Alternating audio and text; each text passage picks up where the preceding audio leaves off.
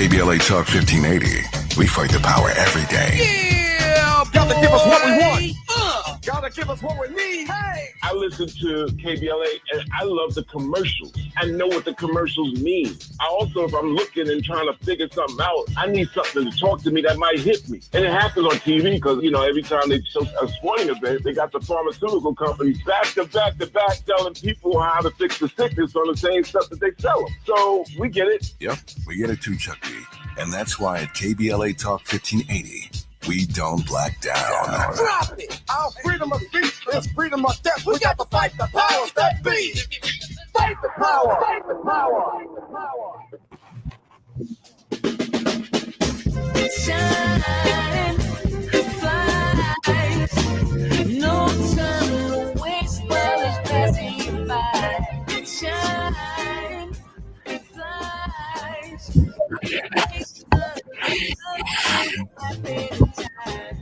we gon' get it right. We gon' get it right. We gon' get it right.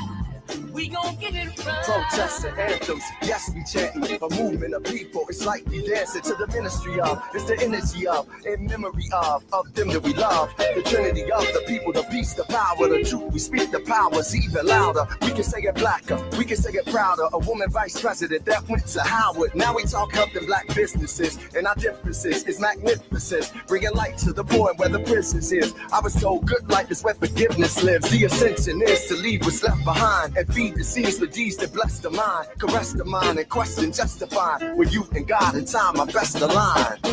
Shine, flies, no time to waste while it's passing you by. Shine, flies, be patient, cause good things happen in time. We gon' get it right, we gon' get it right. We gon' get it right.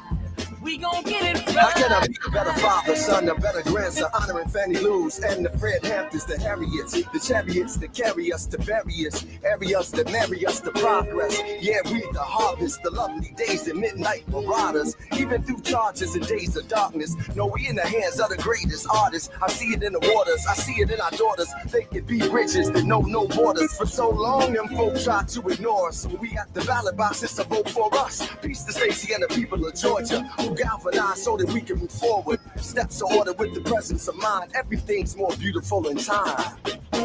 Shine, flies, no time to waste while it's passing you by.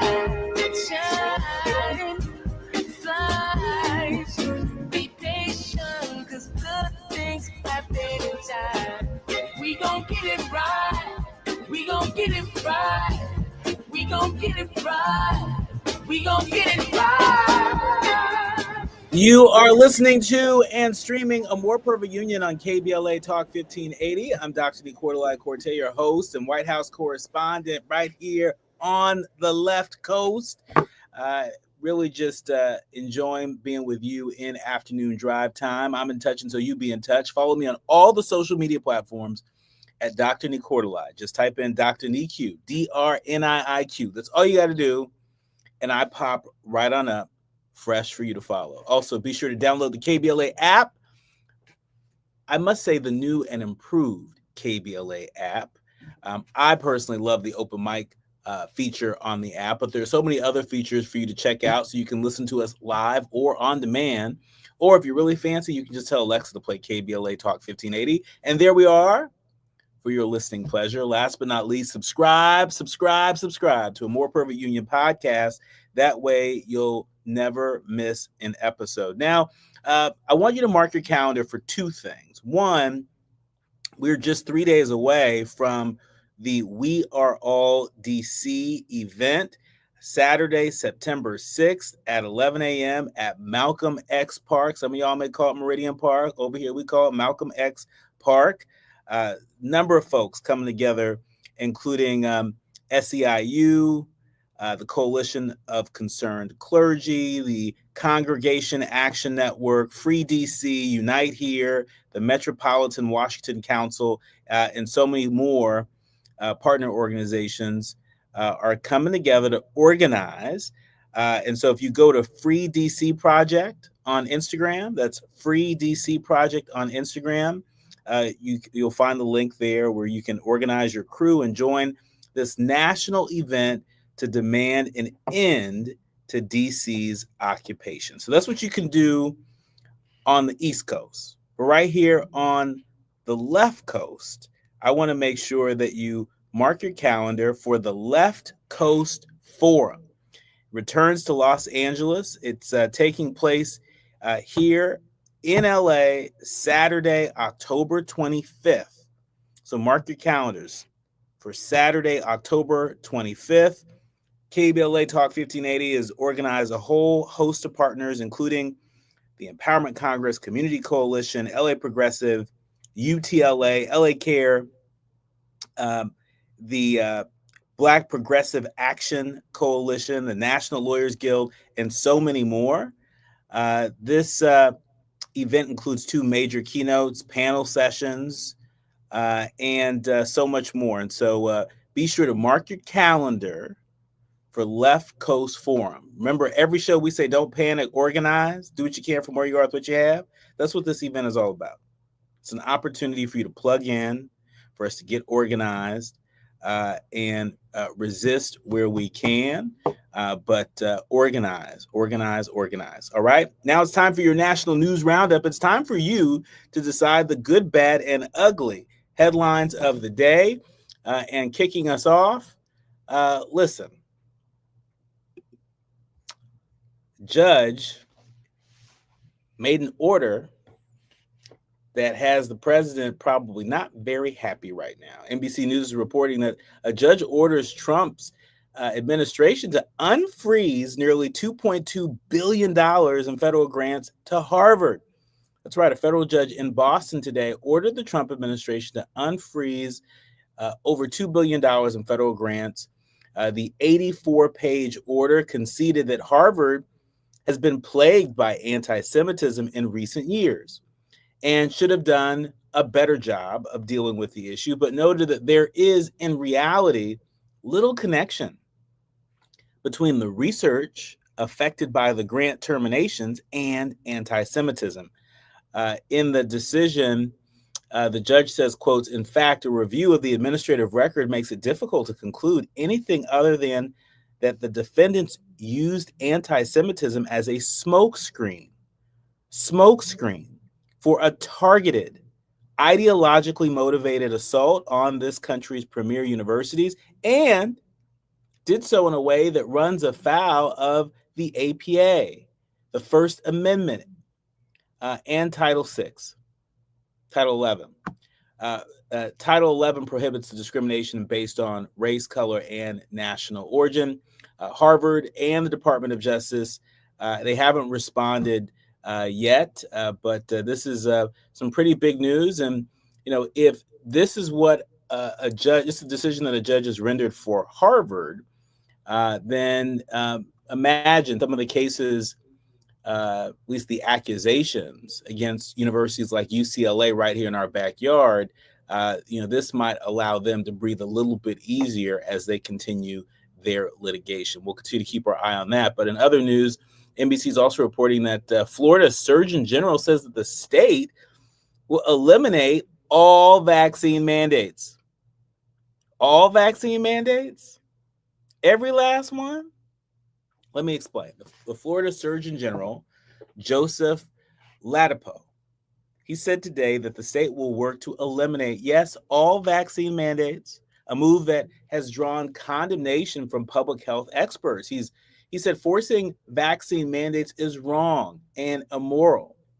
He went on to say, who am I as a government or anyone else? Who am I as a man standing here now to tell you that you should put in what you should put in your body? Who I am to tell you that your child should put in their body? I don't have that right. Well, then why did you run for office? I mean, this isn't just any old body telling folks what to put in your body. You know, vaccines are the result of a lot of research. You all remember the scientific method in school? You know, where you make a hypothesis, you test that hypothesis, right? There's a whole process here.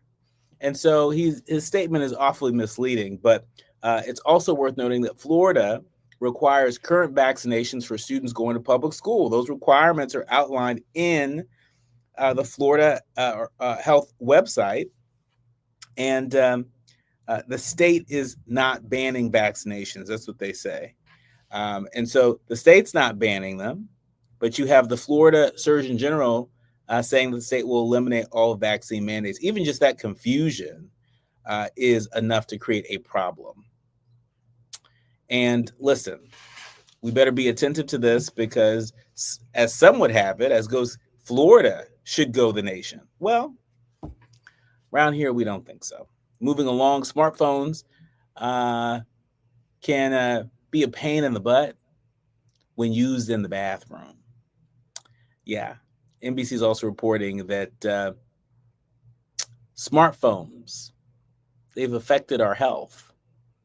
Specifically, sitting on an open bowl offers no support for the pelvic floor. That puts pressure on veins and the rectum, making them swollen and inflamed. What am I talking about? I'm talking about hemorrhoids.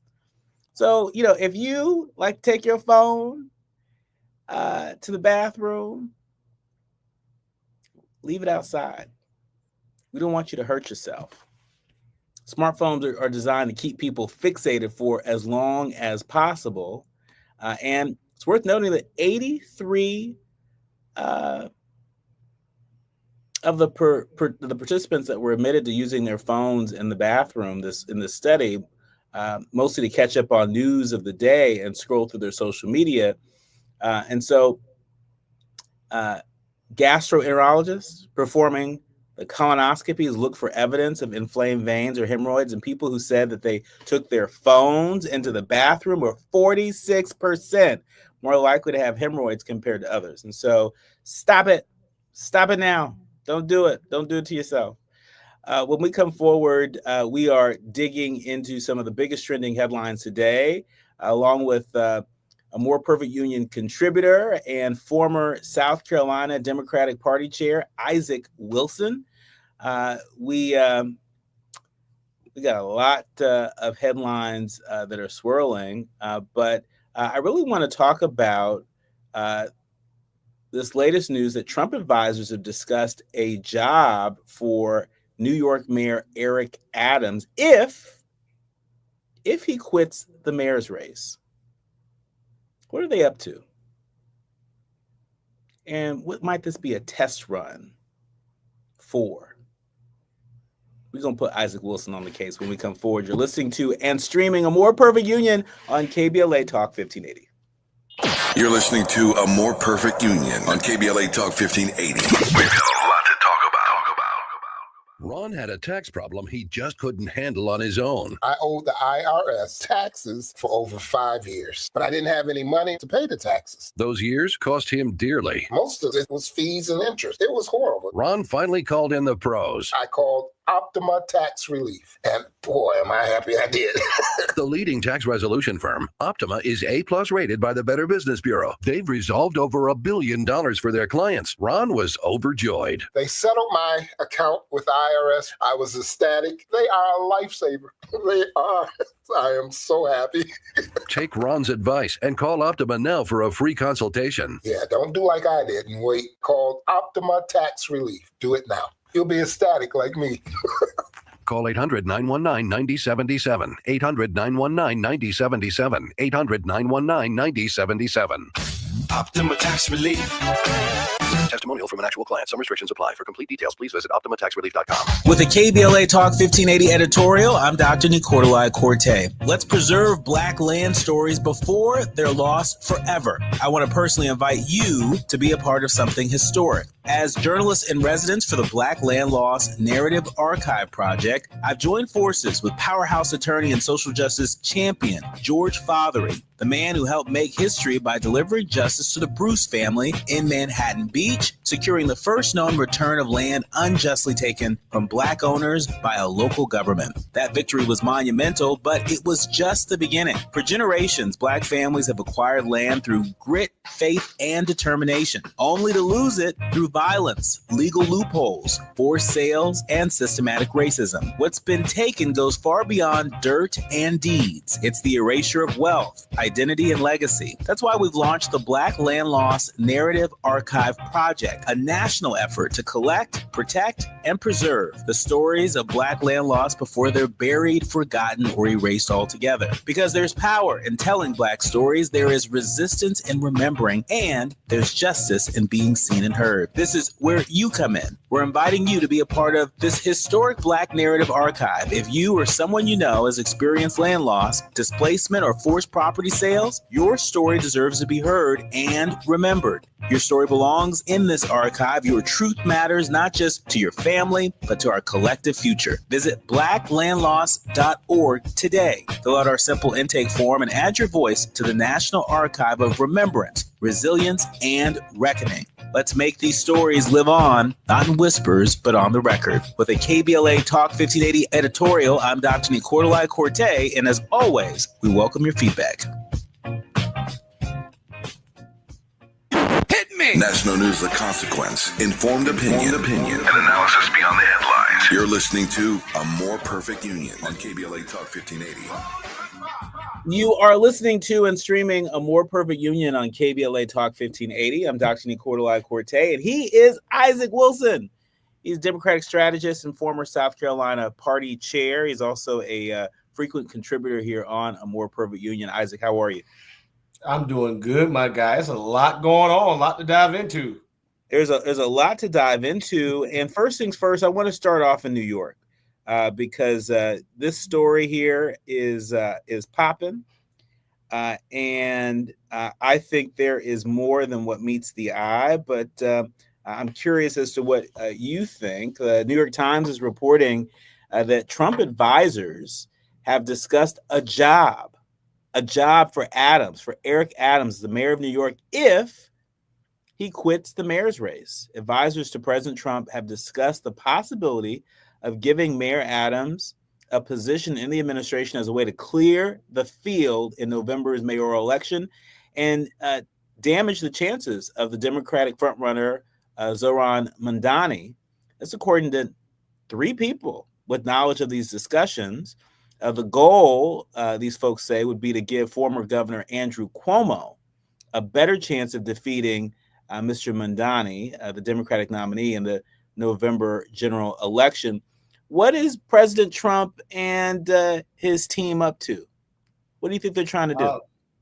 They're trying to fool the people and pretty much fool Eric Adams. Donald Trump cannot be trusted. Eric Adams mess around and get out of that race, gets a job in Trump administration, somebody else's win, man, you're out of there. Trump cannot be trusted. Andrew Cuomo wants to come back on the scene. Andrew Cuomo seems to have made a deal with the devil, being Donald Trump. So his administration is trying to line up the power. New York is one of those cities that Trump wants to love on. He thinks that he's a son of New York, and New York people have told him, baby, go away. We don't want you here. So this is a way for Donald Trump to get his way back into the good graces of New York, but they're not feeling it, so I don't think it's going to work. So you're saying the people of New York are singing "Love Don't Live Here Anymore"? Love don't live here anymore, baby. So Donald Trump's trying to find his way back. It's not going to work. But why would anyone consider leaving their post as the mayor of New York and going to work for the president of the United States? And in this case, a very polarizing president is not very popular in your city. What's in it for Eric Adams? Eric Adams eventually wants to run for a Senate seat. He will likely run as an independent. Once this happens, if it happens, definitely won't be running as a Democrat anytime soon. So he'll keep the independent title to him, and he will line up a Senate or a House seat from there. I mean, what else can he really do in New York at this time, specifically as mayor? Because we've seen him in the last 2 years with all of the stuff that's going on with him. He had some trouble with Donald Trump last year. So I think it's just to codify him getting the support from the Republican base and saying that, hey, I was a supporter of his. I went to work for him. When he called upon me, I did my job. And that's sort of a pretty dynamic view of Eric Adams if he's thinking about running for Senate or running for the House in a particular district in New York. We don't know what district that'll be, but he will run for a Senate or a House seat. That's the only lateral move I see that makes sense for him going to Donald Trump's house. So you're saying that Mayor Adams would likely run for Chuck Schumer's seat if Chuck Schumer's seat opens up? That could be a possibility. And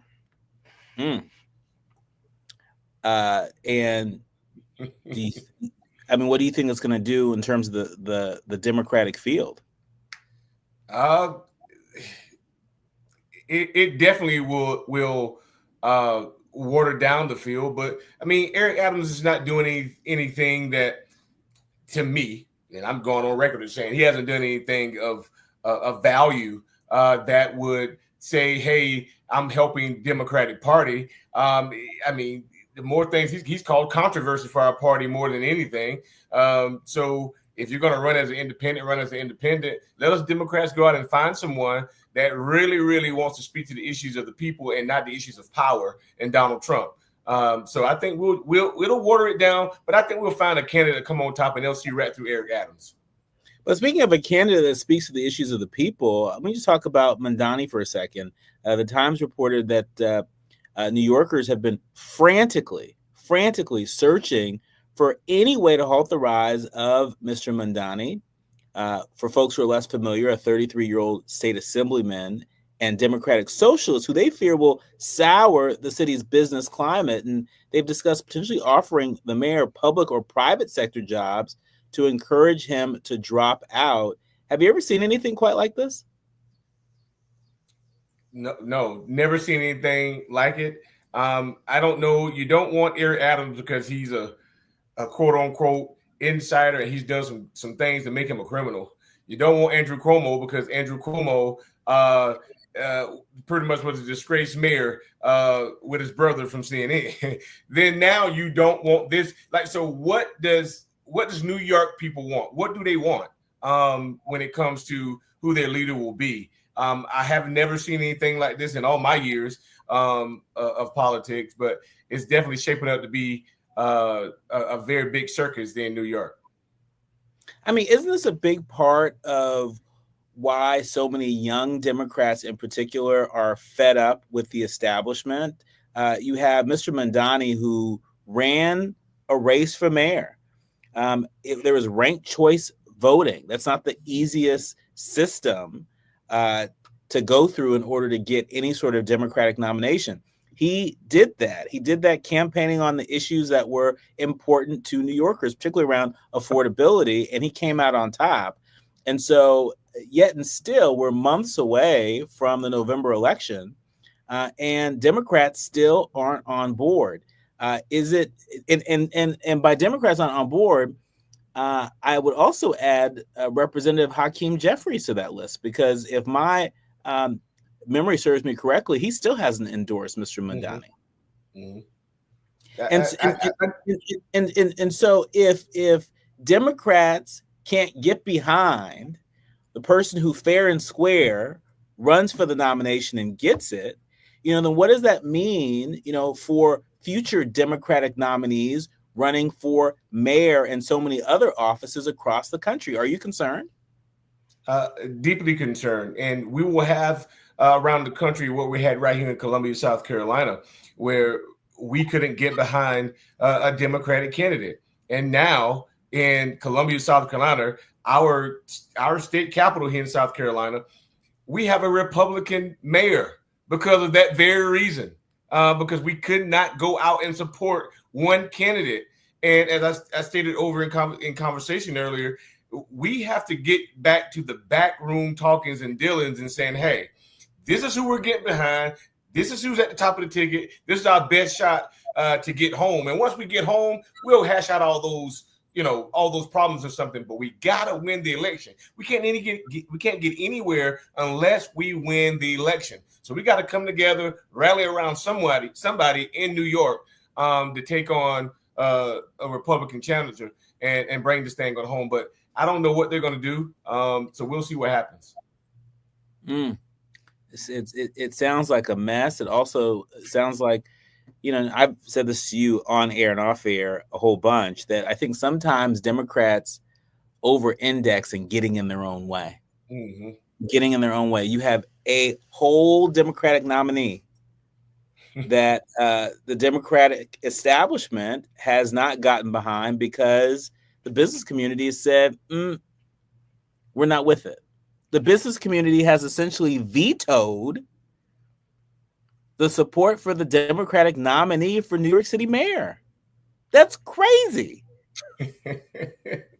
When it should be about the people and what he can actually do for the people of New York. And that's the only thing. Those other things will be hashed out later, but it is insane. It's almost diabolical, to be honest with you. I mean, if they're successful in doing this, talk to us about the damage that this creates for the Democratic brand, right? Because there are a lot of folks out there, particularly young people, that are asking Democrats, are you who you say you are? And in this instance, in this race in New York, it's a very high profile race in New York. It looks like a big no. First of all, I would ask the Democratic Party on a national basis, who are we? Where is our identity as a party? Because I don't know. And I am a Democrat and have served in this party for 20 years. And I don't know who we are as a party. So I think first we have to lay that on the table about who we are. And once we can identify that, then we can go to the people and tell them where we stand with these candidates. But as of right now, I can't tell you who we are as a party. So that's something that we have to reckon with first before we talk about anything else. When we come forward, I want to talk about Representative LaMonica McIver. Today, a New Jersey Democrat avoided a House censure with the help of 5 Republicans. So on one hand, you got Trump trying to help Mayor Eric Adams of New York into a new job.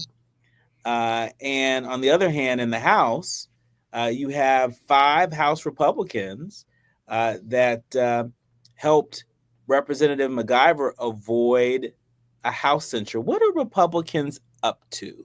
We're going to talk about that when we come forward. We're live in Afternoon Drive Time with South Carolina Democratic strategist Isaac Wilson. You're listening to A More Perfect Union on KBLA Talk 1580. More when we come forward. The audience is listening. Thought-provoking, eye-opening, heart-rendering. This is where authentic voices meet powerful discussions on culture, community, and change. This is where Black voices matter. He's breaking boundaries, amplifying diverse perspectives, and tackling the issues that matter most to you. You're inside A More Perfect Union with Dr. Nii-Quartelai on KBLA Talk 1580. I'm Amber Payton with BIN News Now. Black Washington, D.C. Mayor Muriel Bowser is signing an executive order requiring ongoing coordination with federal law enforcement as Trump's federalization of the city's police expires next week. The mayor's order does not extend the Trump emergency. Bowser says it creates a path forward beyond the emergency. President Trump praised her on Truth Social while criticizing other Democrats. Black R&B singer Montel Jordan says his prostate cancer has returned nearly a year after surgery. Known for his hit, This Is How We Do It, he remains hopeful, urging early detection and regular screening. He's also partnering with Zero Prostate Cancer and working on a documentary about his journey. Rapper Fat Joe gave away backpacks and school supplies to more than 500 kids at Paint for Peace Children's Village in Harlem, New York. He joins artists like Lil Baby, who also hosted a back-to-school event this summer. Get BIN News Now on demand 24/7 on the iHeartRadio app. In Irvine, a stall has just been cleared out of lanes 5 northbound at Jamboree. It was blocking that right lane, but we still have some slow traffic away from the 133 freeway. Beyond the scene of the stall, that drive remains slow all the way to Harbor in Anaheim. The drive on the 210 westbound. This is getting out of Arcadia. You're on the brakes away from just about Santa Anita Avenue as you continue towards the 134. Eastbound slowing from almost Mountain as you travel in stretches towards Foothill Boulevard. It's Let's head out to the west side. This is the 405 northbound. Delays from just about Venice Boulevard. You're on and off all the way to the 5 merge into Sylmar. Right now, there are young people across the world facing a tough choice. Continue their dream of education or drop out to help their family put food on the table. You can help change their future in a single moment. See how far your support can go at unbound.org. This is the KBLA Sports Minute with Ray Richardson. The impressive run for Venus Williams at the U.S. Open tennis tournament came to an end. The 45-year-old Compton native lost in the quarterfinals of the doubles competition. Venus and Leylah Fernandez lost to Taylor Townsend and Katerina Siniakova 6-1 and 6-2. This was the first time Venus competed in the U.S. Open in 2 years. She was also the oldest competitor in the U.S. Open women's bracket since 1981. After the match, the sellout crowd gave Venus a standing ovation. Just in case you're wondering, the 7-time Grand Slam champion gave no indication that she's ready to retire. Alabama A&M is the HBCU team that played in front of the largest crowd Saturday during the first full weekend of college football. Alabama A&M played at Arkansas, a game that drew 70,827 fans. The turnout ensures at least a 6-figure payout for Alabama A&M from the gate receipts. No debates, no speculation, just the info you need. That's your KBLA Sports Minute. I'm Ray Richardson on KBLA Talk 1580. Yeah, y'all, come on. Here come the drums. At KBLA Talk 1580, we fight the power every day. Yeah, gotta give us what we want. Gotta give us what we need. Hey. I listen to KBLA and I love the commercials. I know what the commercials mean. I also, if I'm looking and trying to figure something out, I need something to talk to me that might hit me. And it happens on TV because, you know, every time they show a sporting event, they got the pharmaceutical companies back to back telling people how to fix the sickness on the same stuff that they sell them. So we get it. Yep, we get it too, Chuck D. And that's why at KBLA Talk 1580, we don't black down. Drop it. Our freedom of speech is freedom of death. We got to fight the powers that be. Fight the power. Fight the power. Hey, can you blow up some balloons for Jack's party? I can't. I'm so congested. You need Sinex Severe from Vicks. Sinex Severe nasal spray. Yeah, just Sinex. Breathe. Sinex Severe instantly relieves nasal congestion and works 6 times faster than nasal decongestant tablets. The 12 hours of relief allow you to get back to the moments that matter without congestion. Daddy, we need more balloons. On it. Try Sinex Severe from Vicks. Just Sinex. Breathe. Use as directed. Oh, how's that flu, babe? Did you take Dayquil Intense Flu yet? Nah, I got this. Okay, I don't got this. You stay on the couch, and I'll grab the Dayquil. Undo your flu symptoms with Dayquil Intense Flu. Dayquil Intense Flu provides powerful relief of your flu symptoms. I'm ready for that to-do list. Wow, you do got this. Dayquil Intense Flu. The daytime coughing, aching, fever, under your flu, medicine. Use as directed, keep out of reach of children. KBLA Talk 1580. We've got a lot to talk about. KBLA Talk 1580 is committed to self-care and community well-being. Walk Good LA was formed in June 2020, inspired by the Black Lives Matter movement and the beginning stages of the COVID-19 pandemic. What began as a few minutes of breath work and yoga meditation before protests against police brutality turned into a safe space for the community to heal in hard times. The immensely positive response from the community transformed the momentum into a movement. Today, Walk Good LA is a Black and Brown-led community wellness organization based in Los Angeles. They provide spaces for healing through community yoga classes, guided meditations, hikes, run clubs, and other activations throughout Los Angeles that attract hundreds of members weekly. With the help of Propel and Michael B. Jordan, they now have a yoga and wellness studio in Los Angeles called the Walk Good Yard. To join their mailing list and connect with healing spaces, please visit walkgoodla.org. That's walkgoodla.org. Or find them on Instagram at walkgoodla. This is a community call to action, a community call to healing from KBLA Talk 1580. Now back to building a more perfect union on KBLA Talk 1580. You are listening to and streaming A More Perfect Union on KBLA Talk 1580. I've been getting a lot of incoming about this latest headline about New Jersey Democrat who avoids House censure with the help of 5 Republicans. And I like to tell people even a broken clock is right twice a day. And in a time where, as Andre Leon Talley, he likes to say, well, at least there's a quote on social media of him saying, America's on Bleak Street. And I understand that, some of this news is disorienting.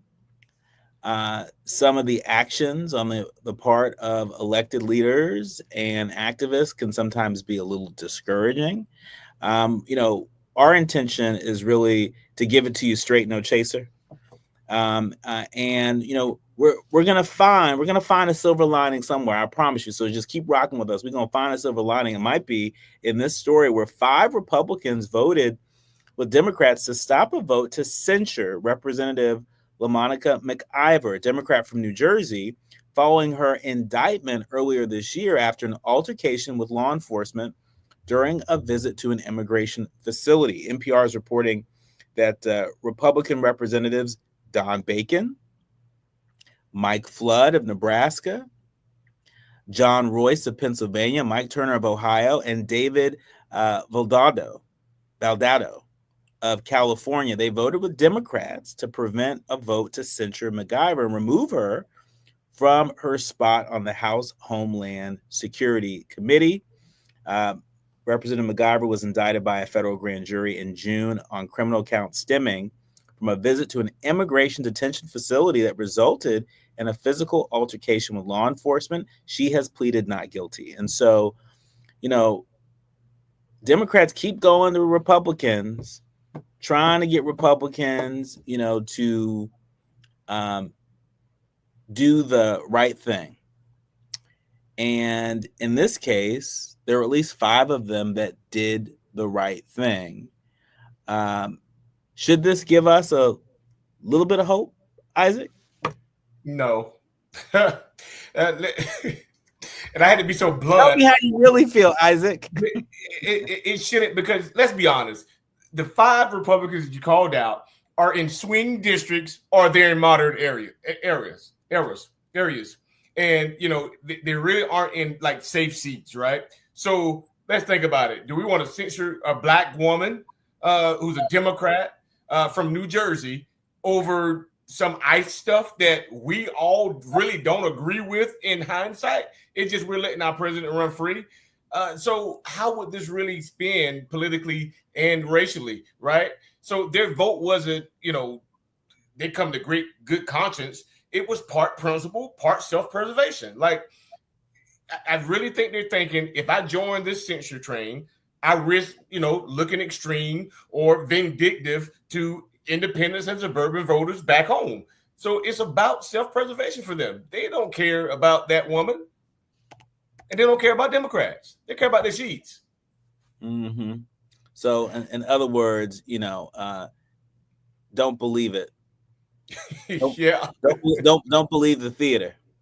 Don't believe the theater at all, because it'll be something next week, and those same 5 people will say, "Hey, well, I'm going to the right on this," and you'll think, like, what? Like, really?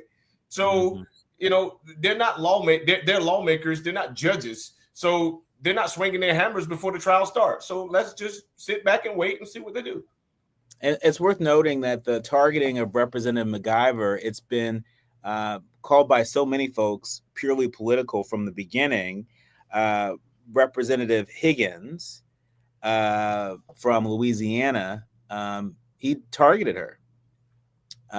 And oversight of the executive branch is the job of the folks on the oversight committee. And they've said Republicans won't, they want to stop LaMonica McIver from doing that work, and kicking her off the committee tasked with oversight of the Department of Homeland Security for conducting oversight of the Department of Homeland Security. It's a clear attempt to give more power to the president and eliminate any roadblocks to his agenda. Censuring her is to make an example out of her. And so, this is why the fact that these 5 Republicans, in my view, did something honorable in terms of keeping her from being censured and kicked off of this committee. I think that matters. And so for anybody listening that's like, oh my gosh, you can never find anything positive that somebody on the Hill in Congress, has done, particularly Republicans, here it is. I'll give them that. But the other part of it, too, to think about it now, look at the way that history has taught us that if Republicans take the White House, they usually have Democrats who come in the midterm and take the House or the Senate. So the Republicans might be thinking ahead, what happens when we're back in the minority? So I don't think it was a show of unity. It was pretty much like a crack in the usual day-to-day show. They're threading a short needle right now, and they're showing independence without blowing up their party alliance. It's cautious, it's calculated, a little courageous, I'll give you that, depending on how people see it. But it's definitely not nothing to come to Jesus with and say, oh, thank you, God, that the Republicans are finally coming to their senses. This is, again, self-preservation and about where they see themselves in when they go back home to their voters and whether they'll be safe next term. Look, so noted. Noted. Listen, let's talk a little bit about just some of the politics around the response to the mass shooting in Minneapolis. I know that there were some concerns about a shooting at the University of Massachusetts this afternoon, and we'll be giving folks an update on that in short order. But Vice President Vance reportedly met with families of the victims from the Minneapolis church shooting. Some folks saying it affected him deeply. The vice president met with the families of the victims at this Catholic church. It's worth noting that Vance converted to Catholicism in 2019, but he visited the Annunciation Catholic Church a week after an attacker opened fire during the first Mass of the school year for students of nearby Annunciation Catholic High School. We are so used to seeing presidents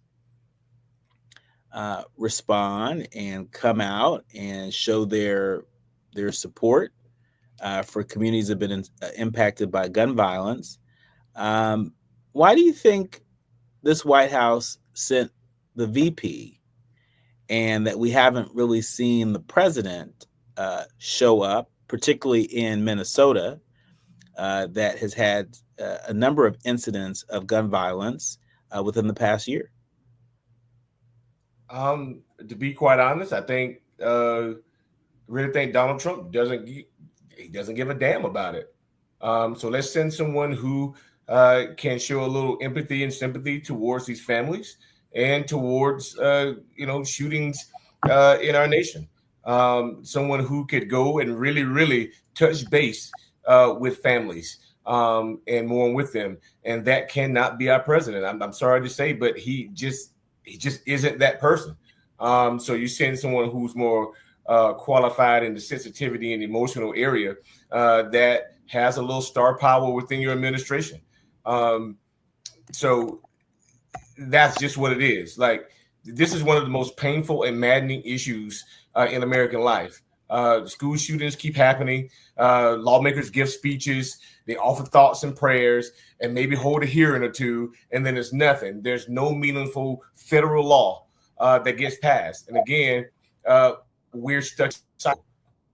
So Donald Trump is saying to the American people, I don't care. I'm not going to deal with it. I'll pass it on to my partner, and this thing will be over in a couple of weeks, and there'll be something else to talk about. Do you think Democrats should be louder on this? Do you think Democrats should be shining a bigger light on, this inability or disinterest in the president playing the role of comforter in chief? I think this is what Democrats should be doing. This is something that we should always focus on. This should never be out of the rearview mirror for Democrats. and quite frankly, it shouldn't be in the rearview mirror. This is something you should see driving every day with every issue. Whatever your top 5 issues are, this needs to be one of them. And we should need to be beating as hard, not when something happens, even when we're on a good pathway where we have no school shootings, we still should be talking about it. I think that's the time to talk about it because, mass shootings are becoming so frequent, they've got to become a background noise, right? So when that noise isn't there, we still need to be making noise about it. And I think that's the problem that I think people have is like we wait till something happens with Democrats and then we speak on it. But no, let's keep talking about it every single day until it's down the throats of Republicans and down the throat of Donald Trump, and maybe they'll come to the forefront and start doing something about it. I mean, there are a lot of folks, and you mentioned the school year just starting. There are a lot of parents and teachers and students that are feeling very uneasy, whether you're talking about the occupation of federal forces in Washington, D.C., or you're talking about National Guards folks in Los Angeles and the threat of them being in places like Chicago, like New Orleans, like Baltimore, right? There's reason for a lot of folks to feel uneasy. And it just feels like Democrats are missing an action in terms of actually talking about that. Most definitely. You don't hear anyone speaking about it. You don't hear anyone stepping up about it. And we have a lot going on. And you guys are focused on Donald Trump. Focus on your constituents. Focus on what people are talking about back in your district. And people are still talking about guns. People are still talking about making it unlawful. And it's not that they can't pass laws on the Republican side, it's that they won't. Because the lives of children mean less to them than campaign donations, political survival, and ideology, and all that other stuff that we talk about. So, if it was their child, their classroom, their community, it would have been fixed years ago. So we even had a representative, Guilford, get shot. We still had nothing come out of that. Got shot in her head, and nothing came out of it because it's not directly affecting them in their homes. Hell, we regulated toys more than we regulated firearms in school, and that's a bad thing. So Democrats should definitely be placing their attention here right now and for years to come. And you know a lot about that, particularly in South Carolina, where we saw the shooting at Mother Emanuel. Yes. And the fact that yet and still, these guns continue. These guns that are made for military warfare continue to be out there on our streets.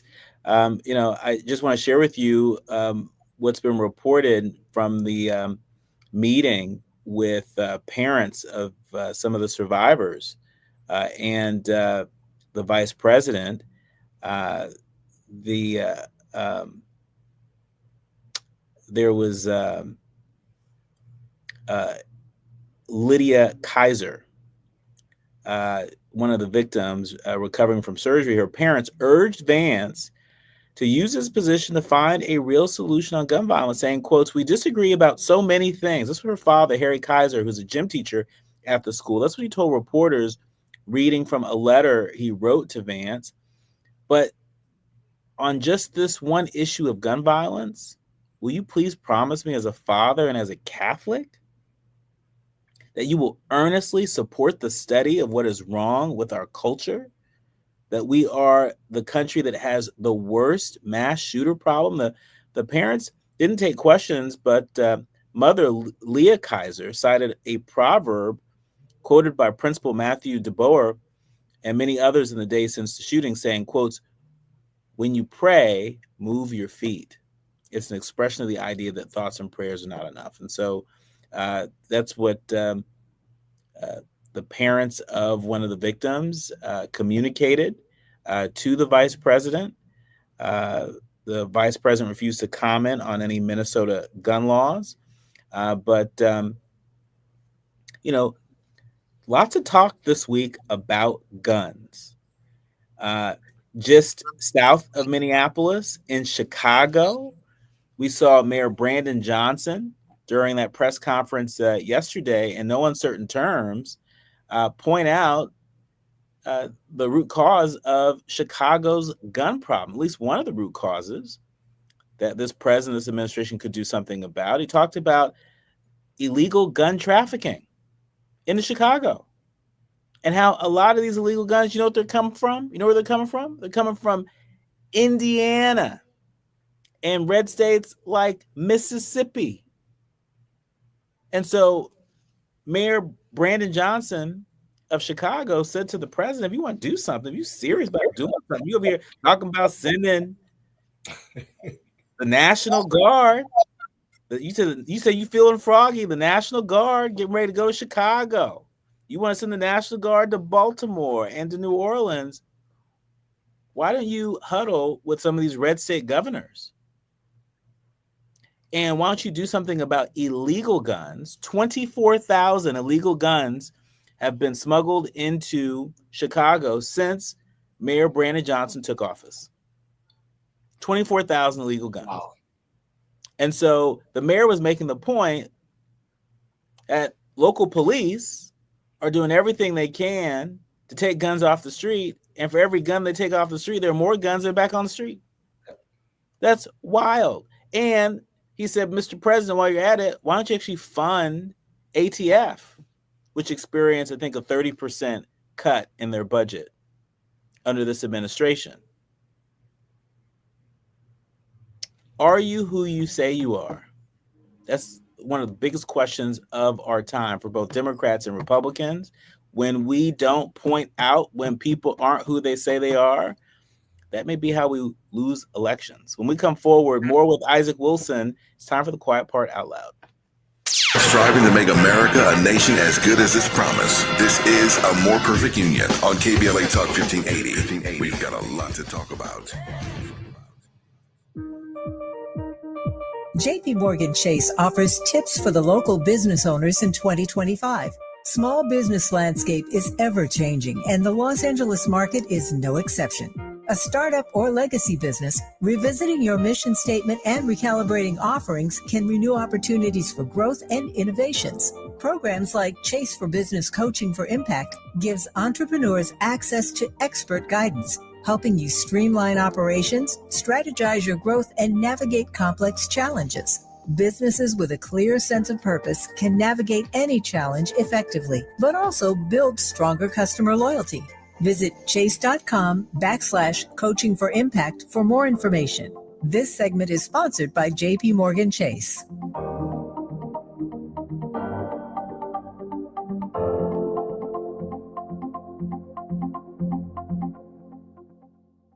Attorney advertising. Prior results do not guarantee future outcomes. Founded in Los Angeles in 1986, litigation powerhouse Quinn Emanuel has deep roots in the Los Angeles community. Since 2007, we have litigated some of the largest fires on the West Coast. We are proud to be the only AmLaw 100 firm in the country to represent wildfire victims, giving affected individuals, families, and businesses the same focus and individualized attention we devote to our Fortune 500 clients. BTI Consulting has repeatedly recognized Quinn Emanuel as among the 4 law firms in-house counsel least likely to oppose in any litigation, and we are often deemed the most feared. And after securing over $80 billion for our clients in various matters firm-wide, we understand why. If you have been affected by the recent wildfires in Altadena and the Palisades and would like to discuss your situation further, please contact wildfire support at QuinnEmanuel.com or call us at 213-443-3050. Quinn Emanuel is proud to sponsor Conversation Live Altadena Rising with James Farr on KBLA Talk 1580. Attorney advertising. Prior results do not guarantee future outcomes.